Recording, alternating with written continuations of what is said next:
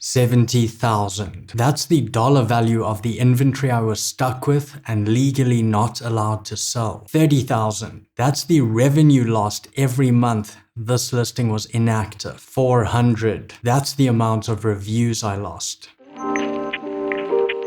So here's the story of how I took a listing to doing over 30 grand a month, sometimes up to 50 grand a month. How I was then stripped of this listing, stranding over 6,000 units of inventory, and then how I managed to start over and take it back to that 30 grand level. And at the end of this video, I'm going to give you my single biggest piece of advice for private label, and it's probably something you haven't heard of before. So what's the point of this video?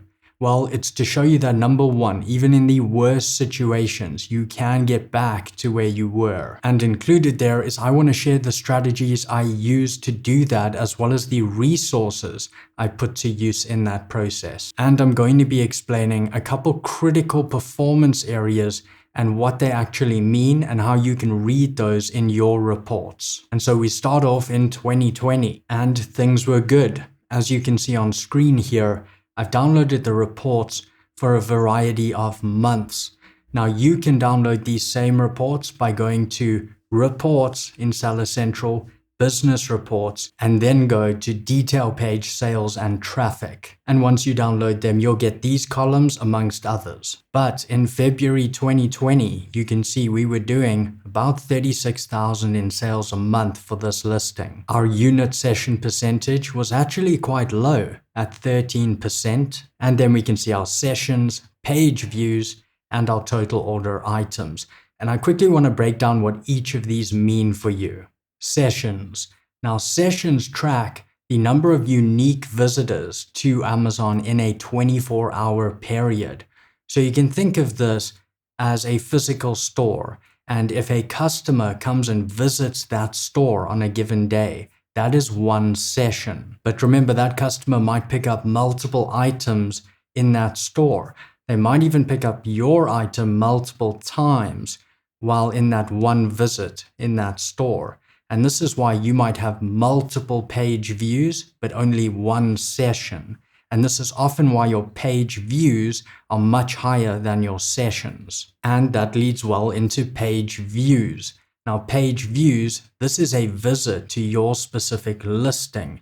And remember, a customer could visit your listing multiple times in one session, or they might be walking around the physical store, pick up your item, go compare it with others, pick those up, come back to your item, pick it up again, evaluate it again, and that's why you can have multiple page views for one session. Unit session percentage. Now this is the number of purchased items compared to the number of customers who actually looked at your product. And therefore, this actually shows conversion rate, and it's a very important metric. And so you can find yours by dividing the number of units sold in a certain period divided by the number of sessions in that same period. And you can, of course, also times that by 100 to get a percentage. And so how you can think of this one is, out of all those customers who came into the physical store and picked your product up at least once, how many of those customers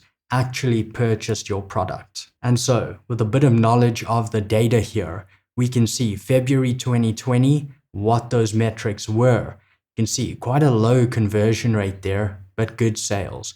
Then we can see for June, very good conversion rate. That means 20% of the customers who picked up our item actually bought it. So 2 out of 10. And a good sales month here at $47,000. And then this is when the story begins. In July, you can see this is when our listing was actually removed. And of course, those numbers become 0. And so at this point, when I clicked through to the listing, this is what I saw, or this.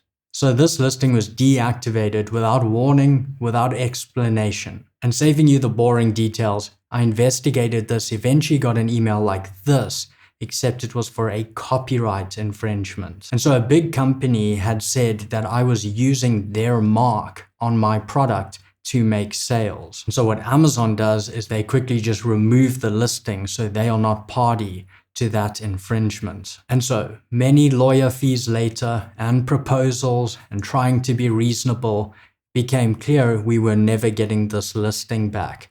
So goodbye to 400 reviews, all that hard work, keyword ranking, everything was gone. Now I am actually going to link my lawyer below for this.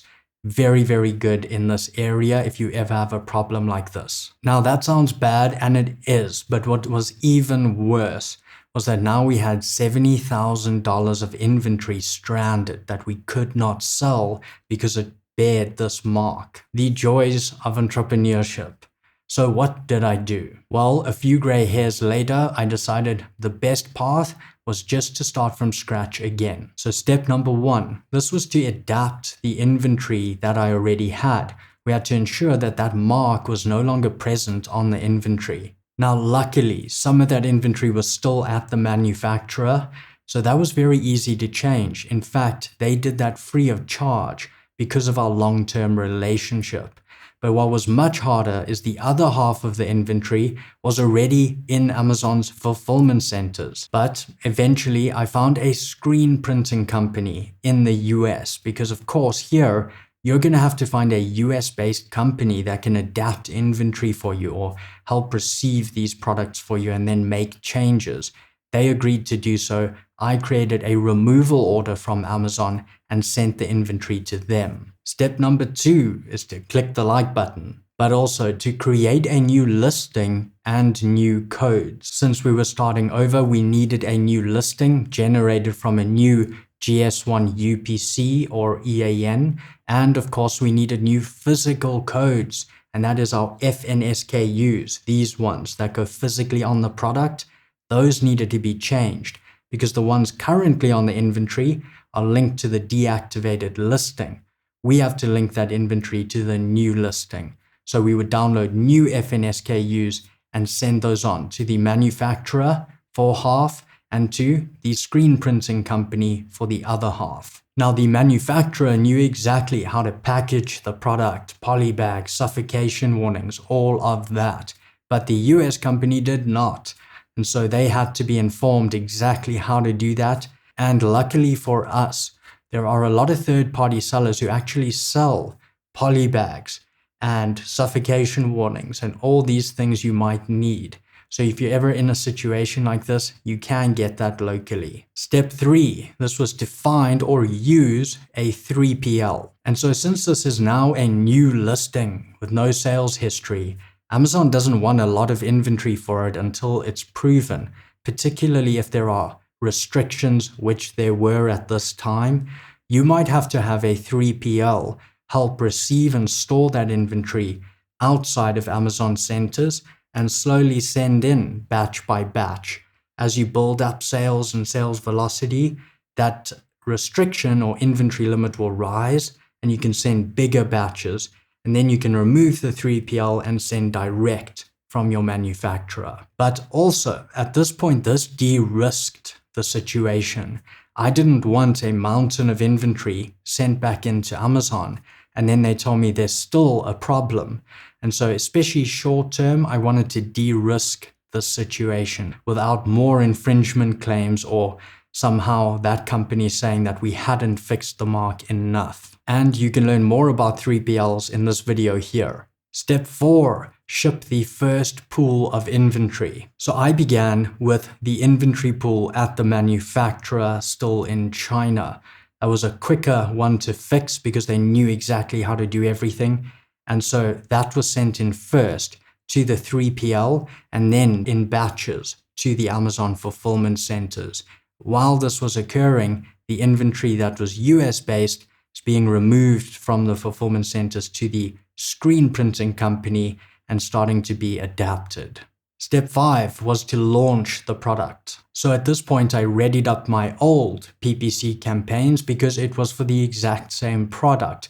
So I already had the date and I could skip that expensive testing stage and go straight to the campaign I knew worked. But I also began exploring new launching methods, which at this point, I'm sure you can understand. I really was willing to take a little more risk at this point, having been stripped of that listing and, in my opinion, not agreeing with the decisions made.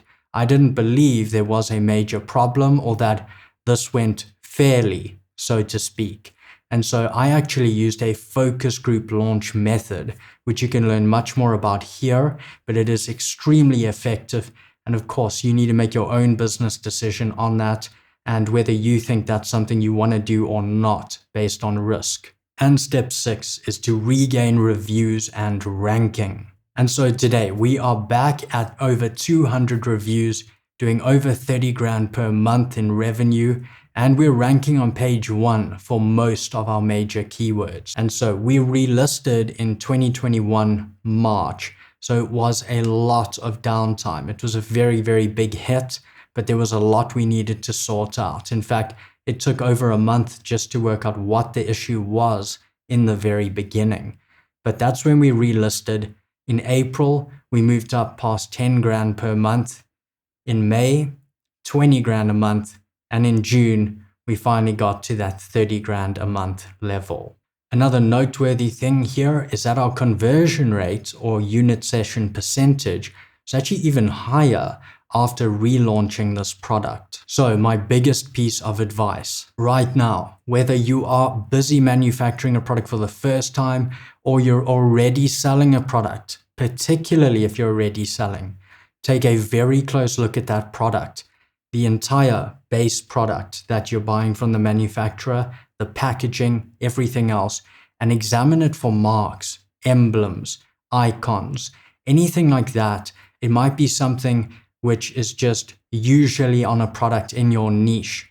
Be very careful of these emblems, icons, marks, even colors in some instances. Of course, the reason being is that in my experience that I just shared, you might have an icon or emblem or mark on there that's going to cause you a massive headache in the future.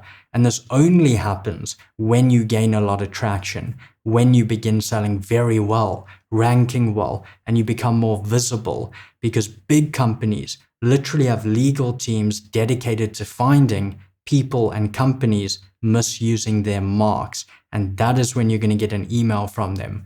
Already when you're up and running and you've done all that work to get more established. And so with those marks, in some cases, they add very little value to a product. You can actually just remove them for safety. If they don't add much value, just get rid of them.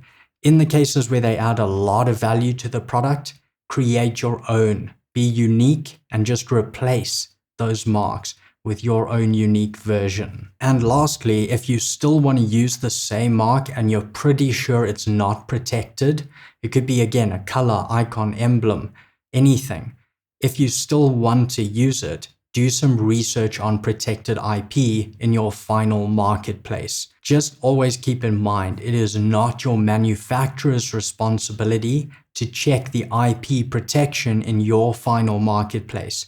That is your responsibility. So you want to go and check, is this icon, emblem, mark, or even color trademarked or patented or copyrighted in my final marketplace? So here are a couple random examples. If you sell office products, do not use the posted yellow color. They've actually protected that specific color. Using that on your products or packaging is definitely going to result in you hearing from their legal team. Also, if you sell in the toy niche, you cannot use the term superhero. That's actually protected by Marvel and DC, I believe. And you don't want to use the Barbie pink color either. If you're in the kitchen niche, specifically with like storage, you cannot use the term Tupperware. That is a brand name, although it's kind of become synonymous with describing that niche. And these are a little more specific, but if you're in like sports and outdoors, you also cannot use the term ping pong. That is actually a protected brand name. And the term taser. If you're selling those products, you cannot use that term either. That is a trademark. So those are just a couple random examples, but you want to check for your product type and niche. So my question for you, what is the worst experience you have had selling on Amazon? Please drop it in the comments below. This is actually really important. I enjoy doing these videos because everyone can learn from it.